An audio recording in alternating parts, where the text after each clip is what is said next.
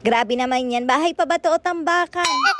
Aba, dadaanin ko na nga lang sana sa papitik-pitik. Pero hindi talaga gumagana sa akin yung magic na yan. So wala tayong choice kundi linisin at ayusin niyang lahat. Pero syempre, bago nga yun, hi, hello, welcome to my vlog. Hindi ko alam pero grabe talaga tong bahay namin. Kahit sobrang liit, napakarami pa rin kalat. Yung hindi ka pala daing pero mapapadaing ka talaga. Dahil halos araw-araw ka naman naglilinis. Pero araw-araw pa rin makalat. What if lumayas na lang? Wala, hindi. So alam niyo na yan, kapag ganyan na makalat, hindi lang tayo basta maglilinis. Dahil hihiluhin din natin yung mga gamit dito sa bahay.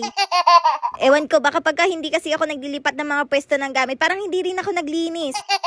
Pero bago natin simulan yan, magre-refill na muna ako nitong ginagamit ko na panglinis na Suds All-Purpose Cleaner. Bali, naglagay lang ako dyan ng isang pad sa 500 ml na filtered water. And ayan, kita nyo, te, kusa na siyang natunaw. Isi-shake-shake nyo lang yan ng konti. And charan, meron ka ng 500 ml na panglinis sa buong bahay. Yes, ate, sa buong bahay ko na siya nagagamit dahil all-purpose cleaner na nga siya. At dahil dyan, syempre, ang laki na rin talaga ng naitipid ko. Dahil biruin nyo yun, dati, gumagastos talaga ako ng 400 to 500 pesos sa iba't ibang panglinis sa bahay. Ngayon, 16 pesos lang, panglinis na talaga siya sa lahat ng sulok ng bahay. O diba, hindi na pahirap ang kumupit ng pera sa mister para lang may maisave sa biglaang cravings.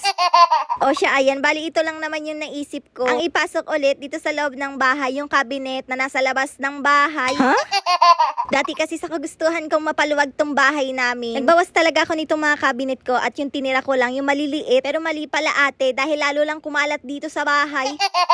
Syempre nawalan kasi ng lagayan yung iba kong mga gamit. So ayan, nagmukha talagang tambakan sa area na to. And ayan, nakikita nyo naman, dahil nga sa labas galing tong cabinet na to, medyo nadumihan din talaga. Kaya nga ito, nilinisan ko na muna bago ko ipaglalagay yung mga damit ng bata dito. Yung mga ganitong cabinet kasi medyo nagkakaroon ng mga itim-itim sa loob. Kaya kailangan talaga masipag ka rin maglinis ng ganito. Ito lang naman yung bala kong baguhin dito sa loob ng bahay. Yung lagayan ng damit ng mga anak ko. And dito sa itaas, bala ko nga ilagay dito yung mga uniforms nila and bag. At yung 3 layers naman sa baba, doon naman yung damit nila ng mga pangbahay at pang-alis. O diba, sobrang sipag hanggang sa labas ng cabinet. Talaga namang walang pinatawad sa pagpupunas.